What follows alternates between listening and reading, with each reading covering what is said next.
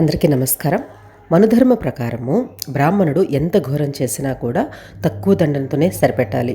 అదే శూద్రుడికేమో చిన్న అపరాధానికి కూడా ఘోరమైన శిక్షలతో చిత్రవద చేయాలి అనేసి కొంతమంది చెబుతూ ఉంటారు కదా. ఇలాంటివన్నీ కూడా మన ధర్మంలో ఉన్నాయి అనేసి. అసలు శూద్రులకి ఎలాంటి శిక్షలు వేసేవాళ్ళు, ఎంత శిక్ష వేసేవాళ్ళు, అసలు మనుధర్మ శాస్త్రంలో ఏం రాసున్నారు, నిజమైన మనుధర్మ శాస్త్రంలో మనువు ఏమి రాశారు అనేది ఈ వీడియోలో మీకు సంస్కృతము అదేవిధంగా తెలుగు రెండిటిని కూడా చూపిస్తూ చెబుతాను. ఆగండి, వెంటనే కమెంట్స్లోకి వెళ్ళకండి.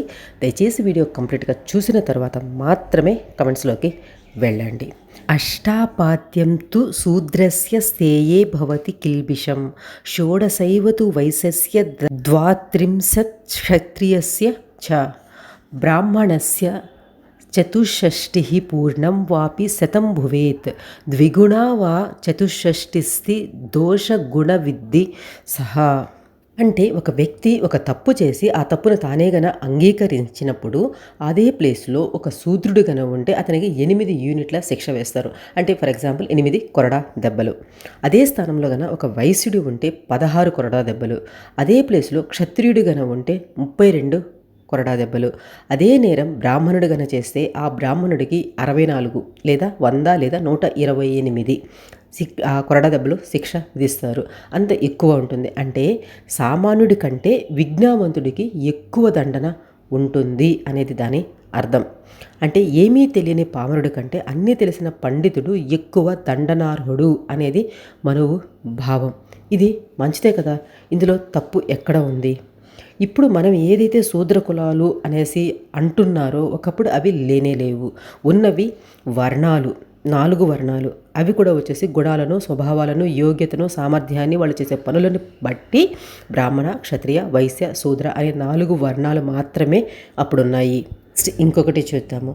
వైశ్య శూద్రావపి ప్రాప్తౌ కుటుంబేతిది ధర్మిణౌ భోజయేత్ సహ భృత్సైస్తావ నృశంస్య ప్రయోజయనన్ భుక్తవత్ స్వధ విప్రేషు స్వేషు భృత్యేషు చైవహి భుంజీయాత తత పశ్చావదశిష్టం తు దంపతి. ఇక్కడ ఏదైనా తప్పుగా పలుకుంటే క్షమించండి. నేను చెప్పదలుచుకున్న విషయం మాత్రం మీకు ఇక్కడ నేను కన్వే చేస్తాను. అంటే దీనికి అర్థం ఏంటంటే, శూద్రులు తమ ఇంటికి అతిథులుగా వస్తే వాళ్ళకి అంటే తమ సేవకులు సేవ చేసిన శూద్రులకు, శూద్రులు అంటే ఇక్కడ మనకి పని చేసేవాళ్ళు అనే అర్థం.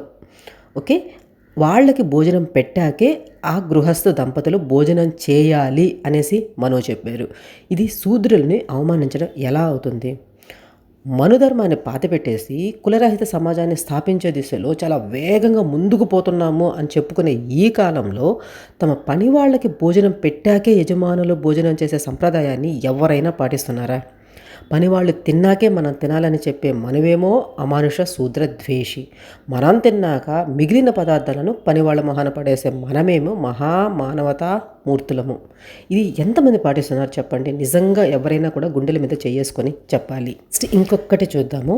మనార్హ శూద్రోపి దశమీంగతః వయోవృద్ధుడైన శూద్రుడు అందరూ గౌరవింపదగిన వాడే అన్న మనువు శూద్ర వ్యతిరేక.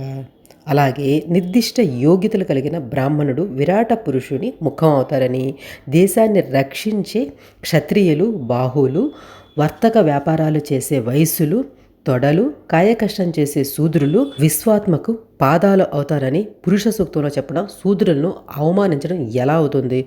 అంటే మన తలకాయ చాలా గొప్పది, మన పాదాలు చాలా నీచమైనవి అనేసి ఎవడైనా కూడా, ఏ మనిషి అయినా కూడా అనగలడా చెప్పండి? సర్వ సమానత్వం సాధించడం కోసం ఒక శరీరాన్ని తయారు చేసినప్పుడు ఆ శరీరానికి చేతులు, తల, కాళ్ళు, అన్ని పాదాలు, తొడలు అన్నీ ఒకే దగ్గర పెట్టడానికి అది వీలు పడుతుందా? అది ఒక బాల్ లాగే కదా ఉంటుంది. అలాంటప్పుడు కష్టజీవుల శ్రమ మీదే ఈ ప్రపంచం ఆధారపడి ఉంది అని చెప్పడం, శ్రమజీవులని కించపరచడం అని చెప్పేవాడికి బుర్ర ఉన్నట్ట లేనట్ట? మీకు ఇంకొక విషయం చెప్తాను. ఇక్కడ పిక్చర్ మీకు కనపడుతుంది కదా. ఇందులో కృష్ణుడు తన బొటన వేలిని, కాలు వేలిని నోట్లో పెట్టుకొని ఉంటారు. అంటే తల, పాదాలు, వేళ్ళు అన్నీ సమానమే కదా. ఇంకొక విషయం మీకు ఇక్కడ చెప్పాలి. ఇదే బొమ్మని కేరళలో చాలామంది హిందువులు తమ మంగళసూత్రంగా ధరిస్తారు. అంటే అన్నీ సమానమే అని అర్థం అన్నమాట. దీనికి ఇంకా వేరే వేరే అర్థాలు ఉంటాయి. నేను సింపుల్గా చెప్పదన్నాను మీకు. ఓకే, ఇదండి. ఇట్లాంటివి ఇంకా చాలానే ఉన్నాయి మన ధర్మశాస్త్రంలో. అసలు ఒరిజినల్ మాత్రం పక్కన పడేసి దాన్ని ట్రాన్స్లేషన్ చేసినప్పుడు సాంస్క్రిట్ నుంచి వేరే లాంగ్వేజెస్లో దానికి వక్ర భాషలన్నీ కూడా జోడించేసి వేరే వేరే శ్లోకాలన్నింటినీ జోడించేసి కలగూరుగంపలాగా తయారు చేసేసారు. అసలైన ఒరిజినల్ మన ధర్మశాస్త్రంలో ఉండే శ్లోకాలు ఇలాగుంటాయి. ఇది మీకేమనిపించిందో ఖచ్చితంగా కమెంట్స్లో రాయండి. అదేవిధంగా నచ్చితే వీలైనంత ఎక్కువ మందికి షేర్ చేస్తానికి ట్రై చేయండి. మనకి అన్నీ తెలియవు, కానీ కొన్నైనా కూడా తెలుసుకునేదానికి ప్రయత్నం చేద్దాము. మనం ఒక బుక్ చదివేటప్పుడు ఆ బుక్ రాసిన వ్యక్తి ఎవరు అనేది ఒక్కసారి మీరు గమనించుకొని ఆ తర్వాత బుక్స్ కొనడం కానివ్వండి, వాటిని చదవడం కానివ్వండి చేయండి. ఎందుకంటే చాలా వాటిలో ఇలాంటి వక్ర భాషలు చాలానే ఉంటాయి కాబట్టి ఇలాంటి వాటి గురించి. ఓకే, మన ఛానల్లో ఉండే ప్రీవియస్ వీడియోస్ కూడా చూడండి. చూసిన తర్వాత మీకు నేను కరెక్ట్ ఇన్ఫర్మేషన్ చెప్తున్నాను అనిపిస్తేనే సబ్స్క్రైబ్ చేసుకొని సపోర్ట్ చేసి ట్రై చేయండి. Thanks for watching. జై హింద్.